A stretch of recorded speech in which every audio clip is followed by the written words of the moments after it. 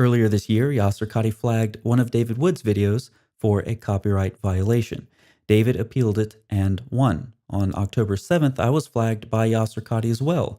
The video that was flagged was my short edit of several clips of the now famous incident where Qadhi flopped around like a dying fish that had been brutally dragged ashore by Muhammad Hijab. At first, I was naturally inclined not to care. The video had gone way beyond my channel to David's and others, and its content had been seen in one form or another by hundreds of thousands of people, at least. Job done. And copyright appeals take time that I don't have. However, I noticed a trend. Several other people said the same thing happened to them. So Yasir mission on social media is to remove all traces of his disastrous interview, even if it requires dishonesty, such as false copyright flags. So, Yasir, let's take a copyright quiz. In order to make a valid copyright complaint, what is at least one thing that you must have? A registered federal copyright.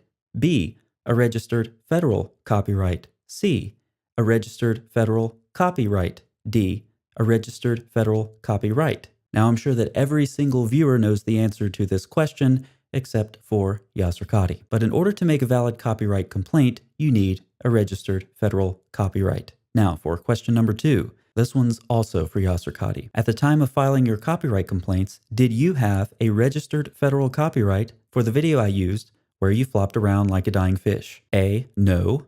B, no. C, no. Or D, no. That's right. The answer is no. And the final question is for everyone. Did Yasir knowingly file false copyright complaints without a registered federal copyright and continue to file them even when he knew from experience that they could be successfully appealed? There's only one possible answer. Yes. So what's left for Yasir? He's been lying about the preservation of the Quran for decades, and when those lies are no longer possible to spread, he doesn't admit this to his Muslim audience. Instead, he tries to quietly distance himself from his former claims. When directly questioned about the subject in a live stream with Muhammad Hijab, the usually articulate Yasir flounders for over 20 minutes in one of the most awkward attempts of evasion I've ever seen. And now he's being dishonest again as he tries to false flag videos when he knows he doesn't have a copyright, and they wouldn't be copyright violations even if he did. For the rest of you he has false flagged, I encourage you to appeal. In my case, I retained a copyright attorney. I wanted to learn more about the process and how it works both at the federal level and on the YouTube side, and I wanted to use that knowledge to help out other channels who have been false flagged as well.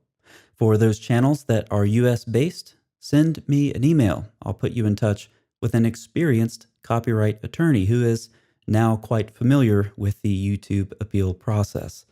And for everyone who has been false flagged, I encourage you to appeal it through YouTube.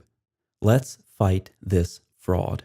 Now, as for the video in question, it has been restored on my channel. I've even updated the title, but there's still one problem. The video only has about 44,000 views.